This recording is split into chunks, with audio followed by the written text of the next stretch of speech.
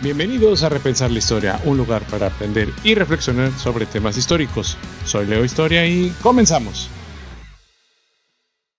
Qué bueno que nos acompañas en este nuestro episodio número 71, donde retomaremos nuestro tema de la antigua Grecia.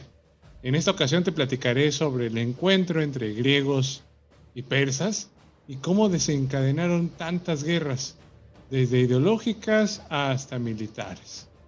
Además, haremos algunas comparaciones o aterrizaremos con algunos pasajes de las películas de 300.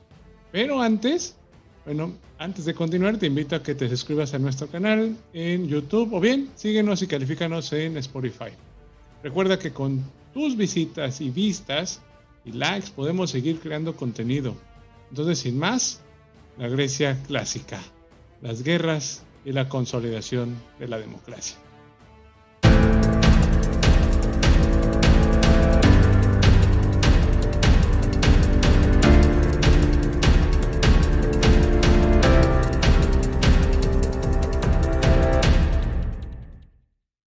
Se le conoce como Grecia clásica al periodo de la historia griega que abarca del año 500 a.C. aproximadamente hasta la conquista de Grecia por el rey macedonio Filipo II. En el año 338 a.C. fue un grandioso periodo donde sobresalió la democracia de Atenas bajo el liderazgo de Pericles, que ese lo veremos más adelante.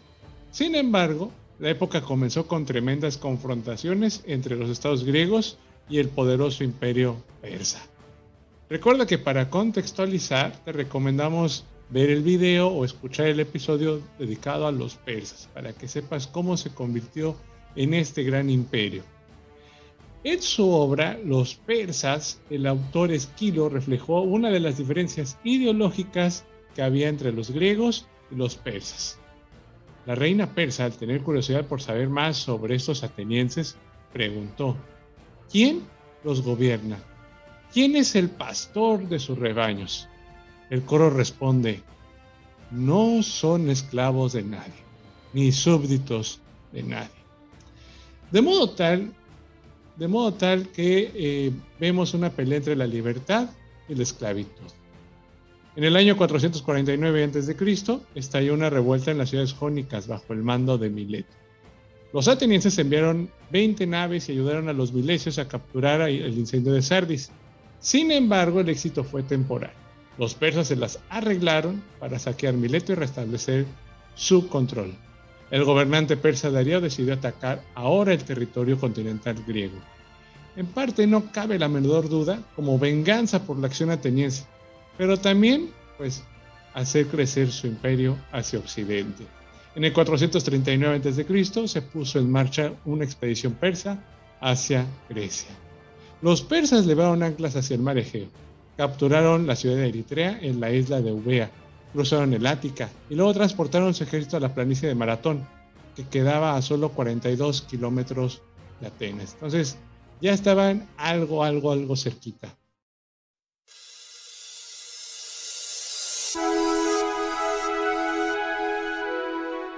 Por cierto, la palabra maratón tiene su origen en un mito de la gesta del soldado griego Filipides, que corrió desde la playa de Maratón hasta Atenas en 2 días, y sobre un terreno escabroso para anunciar la victoria contra los persas, quien en el año 490 habría muerto de fatiga tras recorrer 42 kilómetros y 195 metros.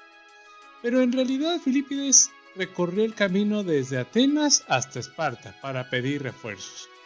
Aún así, el mito ganó mucha popularidad sobre lo que realmente sucedió. El filósofo Michael Brewer fue el que se inspiró en los relatos de Filipides y propuso a Pierre de Coubertin, fundador de los Juegos Olímpicos modernos, la celebración de una carrera llamada maratón dentro de los programas de los Juegos Olímpicos. Desde los primeros Juegos Olímpicos de 1986 fue cuando se recuperó, homenajeando así a este soldado y a la antigua Grecia. Los maratones más populares del mundo, aparte del de Atenas, son el maratón de Nueva York, el maratón de Berlín, el maratón de Boston y el maratón de Tokio.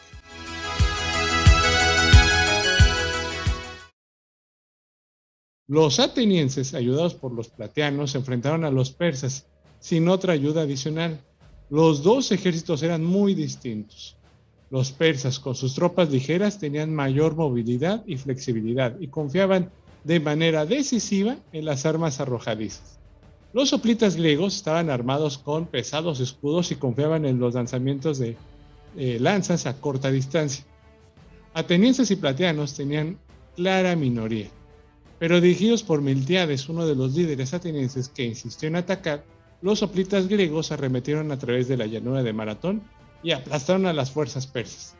Los persas no organizaron otro ataque en contra del territorio continental griego durante 10 años.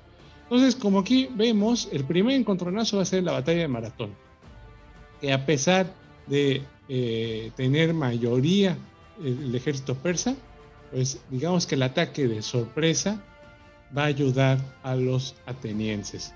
Ahora, aquí te dejo un clip de cómo se ve esa batalla de Maratón en la película de 300, El origen de un imperio. Maratón. El rey persa, Darío, molesto por la noción de libertad griega, vino a Grecia para someternos. Toca tierra en el campo de Maratón con una fuerza invasora que supera a los griegos 3-1. Y al amanecer los impotentes atenienses hacen lo impensable, atacar. Atacan a los agotados persas mientras desembarcan con piernas temblorosas tras un mes en el mar. Atacan antes de que puedan asentar su campamento y abastecer a sus soldados. ¿Y quién es el arquitecto de esta arriesgada estrategia? Un soldado ateniense desconocido. Sus hombres lo llaman Temístocles. Le da a los persas una muestra del salvaje combate ateniense. Todas las ideas de gloria se han ido. Miles de muertos. Cientos son de los suyos. Todo por una idea. Una Grecia libre. Un experimento ateniense llamado democracia. ¿Valdrá la pena esa idea? ¿Valdrá todo el sacrificio? Temístocles dejaría que el buen rey Darío decidiera. Pues entre el caos surgió un momento. Y como verás, bueno, en el video aparece un personaje que no mencionamos aquí en el relato, Miltiades, aparece como Temístocles.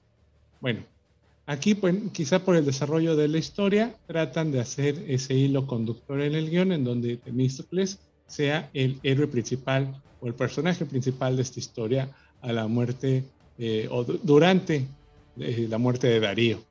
Que bueno, en la historia, ¿qué pasó con Darío? Temístocles lo mató de un flechazo. Bueno, en realidad no fue así. Al parecer, Darío va a tener alguna complicación de salud y es cuando decide retirarse de Atenas y obviamente por esta derrota. Entonces, ¿qué va a pasar después durante estos 10 años en que no va a haber ataque? Bueno, mientras tanto, Atenas tenía un nuevo líder, ahora sí, Temístocles, quien había convencido a sus conciudadanos para que enarbolaran una nueva política militar. A saber, el desarrollo de una armada, los atenienses explotaban una nueva mina de plata ubicada en Lario para financiar la construcción de las naves y de las nuevas instalaciones portuarias. En el 480 a.C., Atenas había construido una armada que constaba aproximadamente de 200 naves, sobre todo de trirremes, naves con 3 baterías de remos. Una revuelta en Egipto, que se combinó con la muerte de Darío en el 486 a.C., evitó que los persas planificaran otro ataque a Grecia. Sin embargo, Jerjes, el nuevo monarca persa, estaba dispuesto a ejercer venganza y expandirse. Entonces aquí vemos que quizás una de las tareas que le dejó el rey Darío a su hijo Jerjes fue de expandirse, una tarea ahí inmensa porque habían sido derrotados. Recuerden que los persas eran un imperio fuerte, ya tenía esa promoción o popularidad de tener un ejército, ¿se acuerdan de los inmortales? Bueno, ya tenía todo una gran arsenal. ¿Cómo era posible que estos griegos los hubieran derrotado? Pues estaba entredicho el poder o el nombre de los persas. Bien, algunos de los griegos hicieron preparativos y construyeron una liga defensiva bajo el liderazgo espartano. Pero muchos griegos permanecieron neutrales e incluso algunos pelearon del lado de los persas. Vuelvo a lo mismo, quizás algunos griegos vieron que pues contra los persas nadie se iba a meter en lo absoluto. Entonces de eso a tener que combatir una guerra, pues me voy del lado más fuerte. Entonces, esto lo vamos a ver en innumerables batallas, innumerables guerras. Cada ser humano va a tomar el bando que le convenga. Jerjes y los persas llevaron a cabo la invasión en el 480 a.C. Las fuerzas militares eran masivas. Eran alrededor de 150,000 tropas, casi 700 naves de guerra y cientos de naves de aprovisionamiento para abastecer este enorme ejército. Los persas cruzaron el Helesponto mediante un puente formado por naves y luego pasaron por Tracia y Macedonia en su camino hacia Grecia. El plan griego, tal y como se desarrolló, era emprender una acción dilatoria en el paso de las Termópilas, a lo largo de la ruta principal que va de Tesalia a Beocia, quizá para darle una oportunidad de combatir contra la armada persa a la flota griega. Los griegos sabían que el ejército persa dependía de su flota para abastecerlos. Una fuerza griega compuesta por 9,000 combatientes bajo el mando del rey espartano Leónidas, junto con su contingente de 300 espartanos, de ahí el nombre, se las arreglaron para detener durante 2 días a los persas en las Termópilas.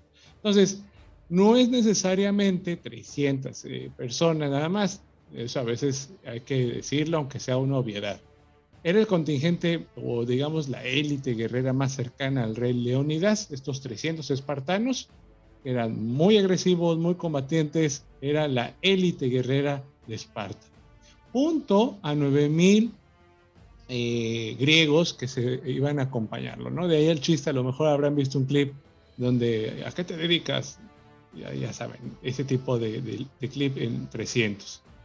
Bueno, ¿qué va a suceder después? Bueno, las tropas espartanas se distinguían por su valentía. Cuando se les dijo que las flechas persas oscurecerían el cielo durante la batalla, supuestamente un soldado espartano respondió: buenas noticias, pelearemos en la sombra. Que bueno, ustedes les voy a poner este clip de esa frase precisamente, que es una que se rescata en la película de 300, que a continuación veremos. Sus mujeres serán esclavas, sus hijos, sus hijas, sus ancianos serán esclavos, pero no ustedes, no. Para el mediodía, ustedes serán cadáveres. Miles de naciones del Imperio Persa caerán sobre ustedes. Nuestras flechas cubrirán el sol. Lucharemos en la oscuridad. Entonces, vean, por ejemplo, en esa frase, pues está rescatada de este testimonio de los espartanos. Esa sed o esa ambición de ser guerreros y de morirse en el campo de batalla hacían como cierto temor hacia los enemigos, ¿no? Entonces, ahí sale esa frase, quise rescatarla para que vean ciertas partes del guión, pues sí tienen un interés histórico o apegado a las fuentes que se tienen. Desafortunadamente para los griegos, un traidor griego les dio a los persas pues el plan de cómo usar un sendero montañoso para rodear a la fuerza griega y obviamente pues derrotar al rey Leónidas y sus 300 espartanos. Estos muchachos lucharon hasta el último hombre. De ahí pues la derrota de Leónidas que vemos en la película de 300. Y evidentemente creo que esa película, algo rescatable, hay varias partes que me gustan. Quizá para los puristas del cómic de Alan Moore, o bien de historiográficamente hablando, es muy difícil tener tal cual plasmar esa batalla de los 300. Sin embargo, esta película tiene muchas cositas buenas. Digamos que en visión respeta un poco el cómic, la exageración, por ejemplo, de Jerjes, que bueno, no son así. Les recuerdo, destacamos a los inmortales en el episodio de los persas, ocupamos un fragmento de los de 300 también. Entonces, ciertas partes sí son muy, muy buenas. Los monstruos que decían los espartanos, los 300 en la película, los elefantes, por ejemplo, estaban muy ocupados por los persas. ¿Por qué? Porque estaban pegaditos a la India. Entonces, tienen animales que ellos no veían. Entonces, y no conocían. Por lo tanto, pues, hacen atroces, ¿no? Entonces, ahí es bastante interesante. Además, te voy a poner aquí un discurso que a mí me parece que cierra muy bien la película, que es este discurso que hace su soldado espartano, el que se llama Recuérdenos, que aquí da todo el peso a la historia o el por qué fue importante esta batalla, el recordar, ¿no? Y ahí cierra un poco con la idea de esta idea de la película y del cómic. Recordar que 300 espartanos lucharon contra la adversidad por sus ideales. Entonces aquí te dejo este clip. Recuérdenos. Eso me dijo. Era su esperanza. A cada alma libre que visite ese lugar, en los incontables siglos por venir, que nuestras voces le susurren desde las piedras milenarias. Viajero, ve y dile a toda Esparta que aquí hemos muerto en obediencia a sus leyes. Y así mi rey murió, y mis hermanos murieron, apenas hace un año. Cuánto he meditado el misterioso discurso de victoria de mi rey. El tiempo le dio la razón, pero de griego en griego, se ha propagado el rumor de que el gran Leónidas y sus 300 hombres, lejos de casa, ofrecieron su vida, no solo por Esparta, por toda Grecia y la promesa de esta nación. Ahora, en este pedazo de tierra llamado Platea, las hordas de Jerjes enfrentarán la aniquilación. De aquel lado, los bárbaros se reúnen, huyen del terror tomando con fuerza su corazón, con dedos helados, recordando bien los despiadados horrores que sufrieron con las lanzas y espadas de 300. Aún así miran al otro extremo a 10,000 espartanos comandando a 30,000 griegos libres. ¡Au! El enemigo nos sobrepasa 3-1. No está mal para cualquier griego. Este día rescataremos al mundo del misticismo, la tiranía y la crueldad con un futuro mejor que el que cualquiera imagina. ¡Agradezcan, hermanos! ¡A ti, Leónidas, y a los valientes 300! ¡A la victoria! Bien, pues como verán, es un discurso cuando ustedes estén viendo, pues, de dónde inspirarme, qué poner, de dónde sacar quizá por qué es importante la historia, de ese tipo de temas, recurramos a esta idea o este guión para tener o promover el por qué es importante, por ejemplo, la historia, ¿no? Entonces ahí se los dejo de tarea. Igual puede ser un acercamiento para los chicos en secundaria o en primaria. ¿Por qué es importante la historia? ¿Por qué querían ser recordados? Quizá por ahí podríamos jugar un poco. Bueno, los atenienses estaban ahora amenazados por el ataque furioso de las fuerzas persas, por lo que decidieron abandonar Atenas y evacuar a la población de Ática, la isla de Salamina, a corta distancia de la costa. Mientras que la flota griega permanecía en el estrecho de Salamina, los persas saquearon e incendiaron Atenas. Y ahí, bueno, te voy a dejar un pequeño clip de esto precisamente, de cómo se ve en la película, cómo saquean Atenas. Entonces ahí es bastante interesante esta parte de los atenienses, ¿no? Las palabras del oráculo fueron una advertencia. Toda Grecia caerá, mientras el fuego persa reduce Atenas a cenizas. Pues Atenas es una pila de rocas, madera, tela y polvo. Y como polvo se desvanecerá en el viento. Solo los atenienses mismos existen. Y el destino del mundo pende de cada una de sus sílabas. Solo los atenienses existen. Y solo fuertes barcos de madera pueden salvarlos. Barcos de madera. Y una oleada de sangre de héroes. Bueno, pues ahí está cómo entraron los persas. Imagínense ser ateniense y ver tu ciudad derrotada.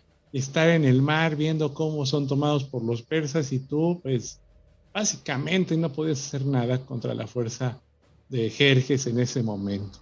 Bueno, los peloponeses querían que los griegos retrocedieran hasta el Peloponeso y que las naves griegas se trasladaran al Istmo, obviamente para defenderlos. La negativa de Temístocles, obviamente al enterarse de la derrota de Leónidas y su amenaza de retirar todas sus naves, entablaron una lucha ahí en el mar, a permanecer y a iniciar la batalla de Salamina.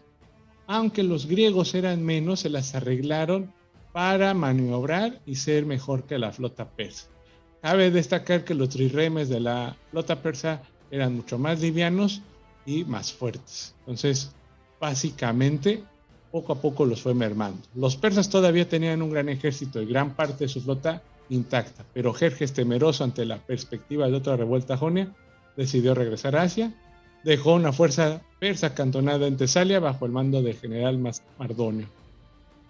A principios del 479 a.C., los griegos levantaron el ejército griego más grande que hasta ese momento se había visto. Hasta entonces los atenienses obligaron a los espartanos a desplegarse hacia el norte del Peloponeso y a enfrentar a los persas en Platea al noroeste de África, donde las fuerzas griegas derrotaron de manera contundente al ejército persa.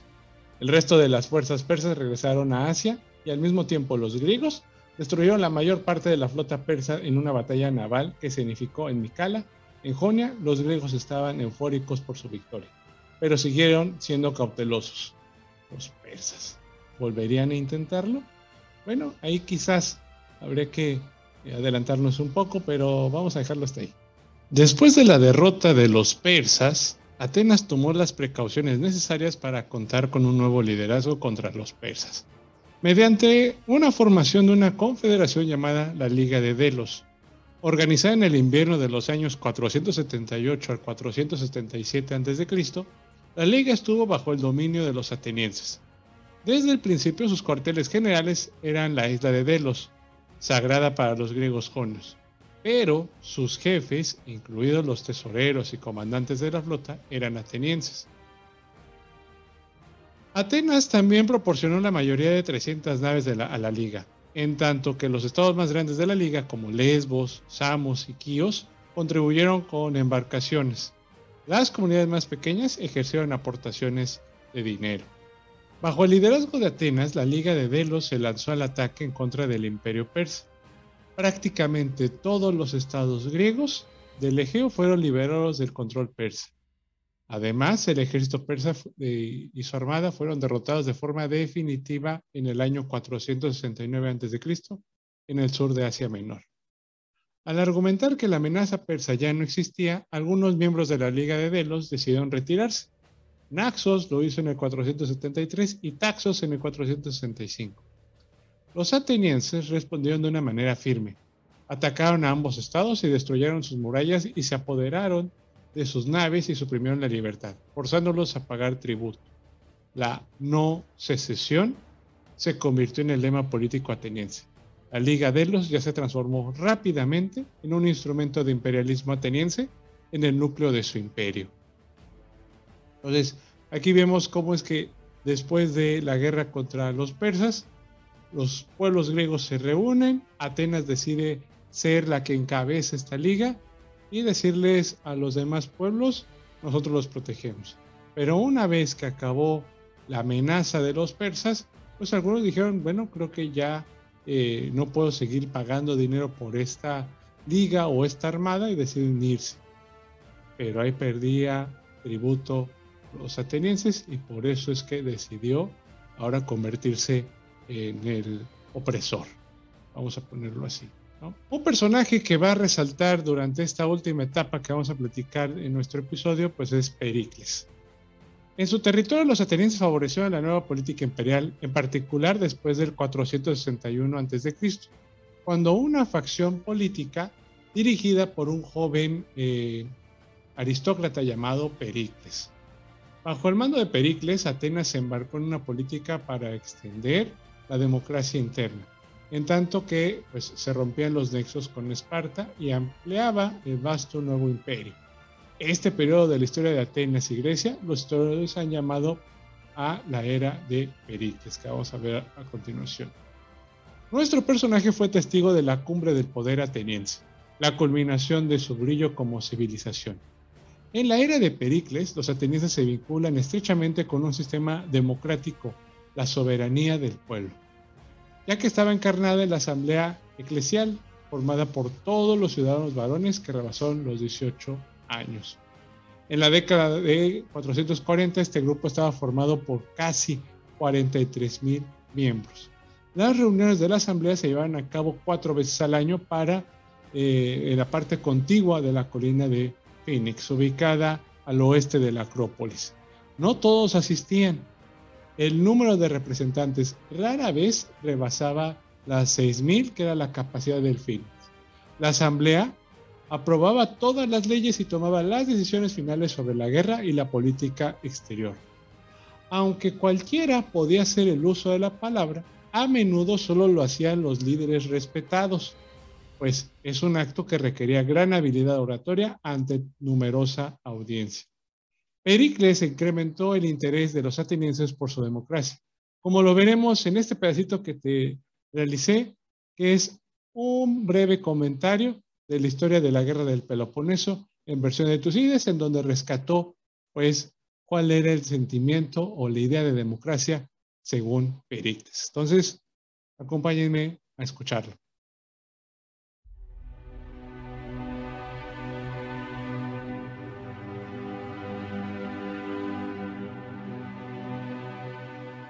En su historia de la guerra del Peloponeso, el historiador griego Tucídides presentó su reconstrucción del elogio pronunciado por Pericles en el invierno del año 431 y el 430 a.C., en honor de los atenienses muertos en las primeras campañas de la Gran Guerra del Peloponeso.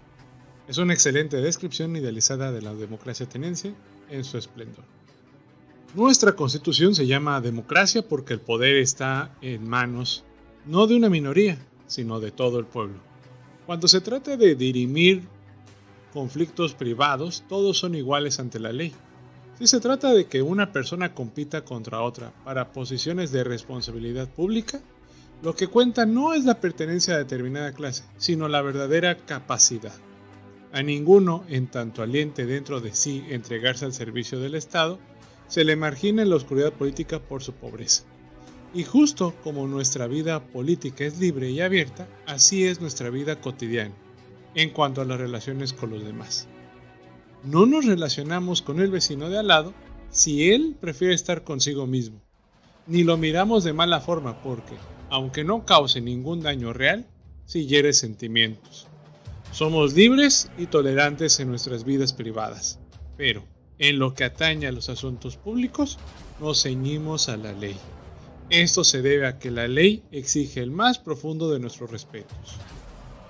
Obedecemos a los que nos colocamos en posiciones de autoridad y obedecemos las leyes mismas, sobre todo aquellas que son para la protección de los oprimidos, y aquellas leyes no escritas de las que se sabe que causa vergüenza violarlas.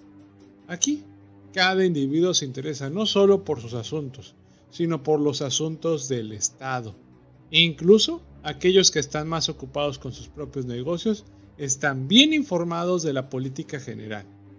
Esta es una peculiaridad nuestra. No decimos que un hombre al que no le interese la política sea un hombre que se concentra en lo que tiene que hacer. Decimos que es un hombre que no tiene nada que hacer aquí. Nosotros, los atenienses, tomamos en nombre de nosotros mismos nuestras decisiones de Estado, o las sometemos a discusión, pues no creemos que haya una contradicción en palabras y hechos.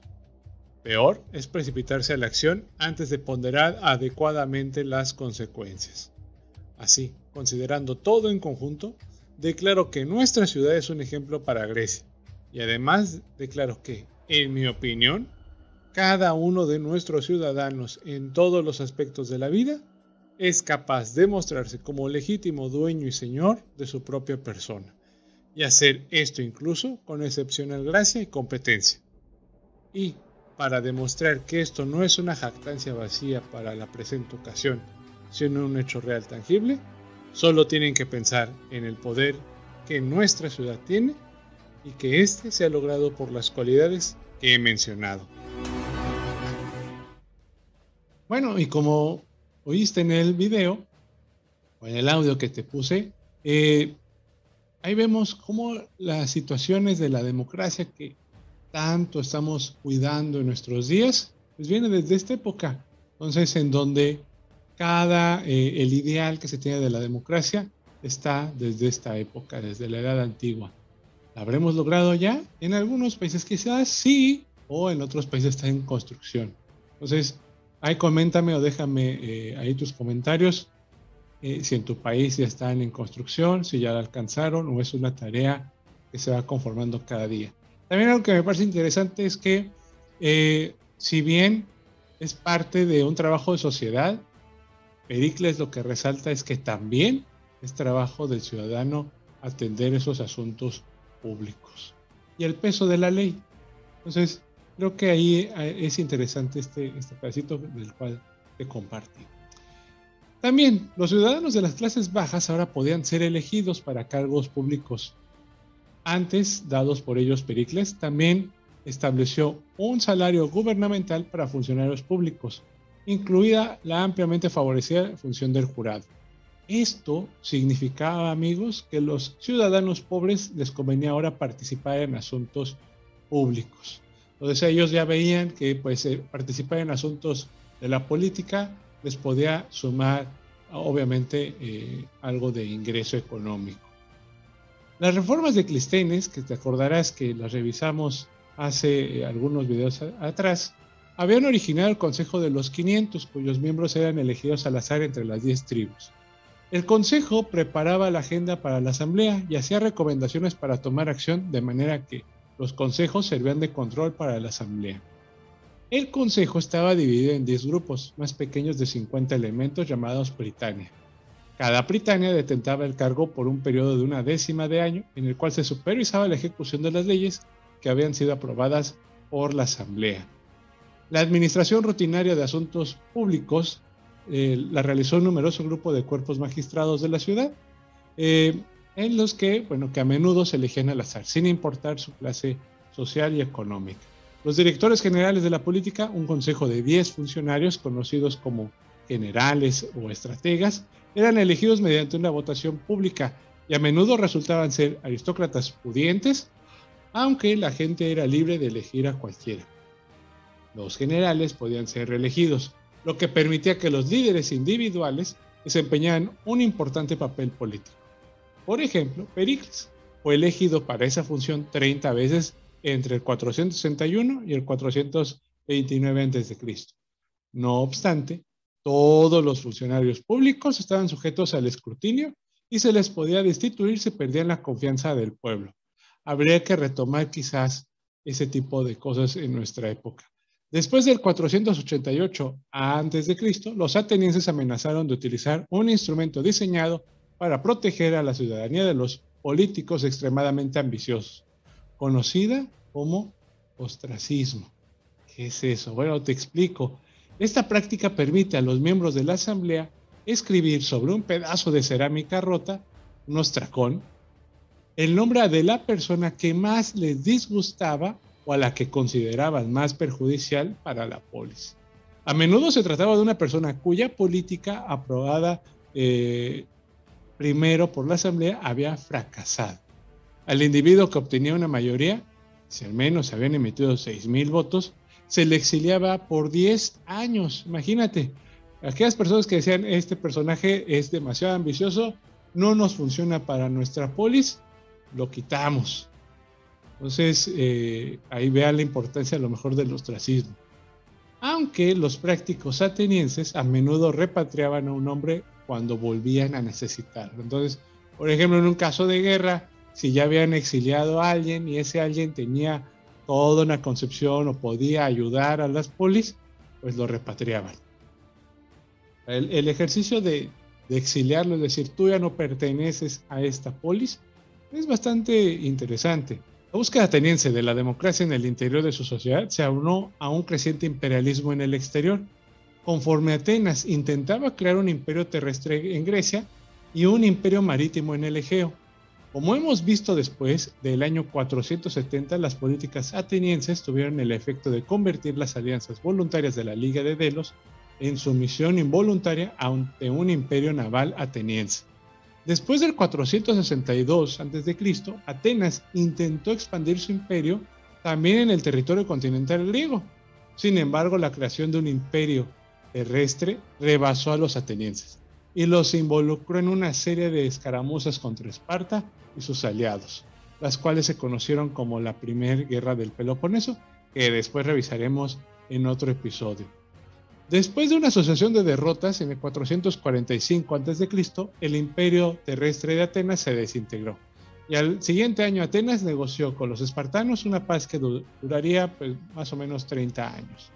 Atenas estuvo de acuerdo en ceder la mayor parte de su territorio terrestre, a cambio de que Esparta reconociera la existencia del imperio marítimo ateniense. Mientras levantaban su imperio terrestre, Atenas continuó su ofensiva contra Persia y al mismo tiempo reforzaba su control en la Liga de Delos. Posiblemente en el año 454, los atenienses trasladaron el tesoro de la Liga de la isla de Delos a Atenas misma, argumentando la amenaza que significaba la presencia de la flota persa en el mar Egeo. Así diciendo como, bueno, tengo que llevarme el tesoro de la isla por si a los persas se les ocurre invadirme y nos quedamos sin dinero, muchachos. Entonces mejor me lo quedo en Atenas. En efecto, a los miembros de la liga se les impone una cuota, un tributo a cambio de la protección ateniense. Pericles usó también el dinero del tesoro de la liga sin la aprobación de sus miembros para construir templos en Atenas, pues ya estaba ahí el dinero, lo cual era una clara indicación de que la Liga de Delos ya se había convertido en el imperio ateniense. Por lo tanto, cualquier persona que se alzara en algún estado de la Liga en contra del tributo impuesto por Atenas, solo podían atenderse ante una corte ateniense. Sin embargo, el imperialismo ateniense, cuya consecución se buscaba tanto en Grecia como en el exterior, infligió una pérdida a ese estado. Pericles reconoció los peligros del agotamiento de Atenas y buscó un alivio. Después de hacer las paces con Esparta en el 445, los atenienses se dieron un respiro en el transcurso del cual embellecieron Atenas y disfrutaron de los frutos de su imperio, pero Grecia no tardó en enfrentar una nueva y prolongada batalla. Y bueno, ahí un poquito de la historia de Grecia, de los 300, de esta conformación del imperio ateniense y cómo se va a ir conformando esta democracia que va pegándole a ser un imperio. Pero bueno, ahí coméntame qué te pareció interesante de este episodio. Ya hemos regresado finalmente. Estábamos ahí un poco atareados con el fin de ciclo escolar, pero bueno, regresamos y retomamos nuestros episodios. Coméntame si te gustó, si estás viendo el video, si te gustó el fondo, prefieres el fondo con los vinos, o si prefieres que estemos cambiando los fondos para, no sé, darle algún respiro a la imagen. Ahí coméntame si te gustaron las cápsulas también. Y pues te recordamos que nos puedes seguir en todas nuestras redes sociales de Repensar la Historia, en Facebook, Instagram, TikTok. Comparte si te gustó el episodio y recuerda, siempre se puede aprender algo del pasado. Soy Leo Historia y nos vemos en el próximo video.